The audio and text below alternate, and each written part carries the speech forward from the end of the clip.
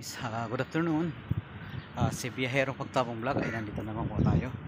May isa na naman po tayo guys na kababayan na tinutulungan. Sinamahan po dito sa hospital po ng Sarja na may karamdaman po sa kanyang suso na namamaga at lumubog na po yung kanyang nipon. Alam naman po natin kung anong ibig sabihin nun. So pabalik-balik po kami dito, nasasamahan po natin siya sa agarang pagaling. Sana maging okay po yung lahat dahil iba na po yung sitwasyon na kanyang kinakaharap ngayon. Napakahirap guys ng sitwasyon niya, lalong lalo na guys sa katulad po niya na OFW. Napakaliit po guys ng kanyang kinikita.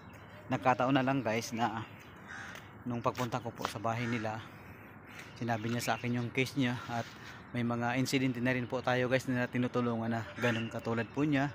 Laking bagay at nagtanong rin po tayo sa mga kakilala natin kung ano po nang dapat natin gawin, na isa po siyang kabayan, na isa po siyang Muslim.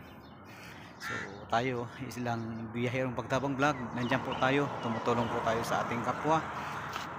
Katulad po ng kanyang case na breast cancer po yung kanyang kinakaharap na problema ngayon. May kakapanganak pa lang po niya, magwa 1 month pa lang po yung anak niya bukas. Kaya nandun, Biyaherong Pagtabong Vlog gumagawa talaga ng paraan, lalong lalo na para sa tinutulungan po natin na kababayan, lalong lalo na sa kanyang anak.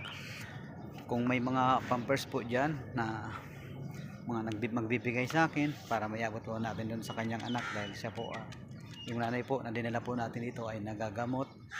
Hindi pa natin alam po yung mga possibilities, dahil mabuti na lang nagkataon nandun ako, dahil kung hindi po atin mabibigyan agaran ng aksyon.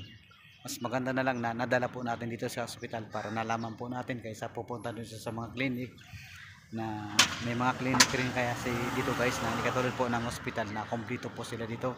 Kaya good luck na po na lang po sa ating kababayan.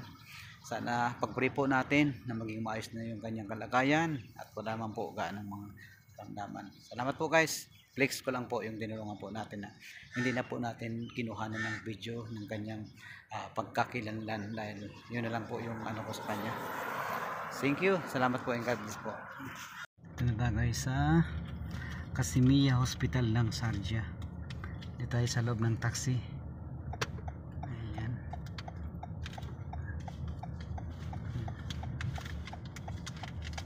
Buti lang 15 lang pamasahe. Ayan. Just here my friend ha. Yeah.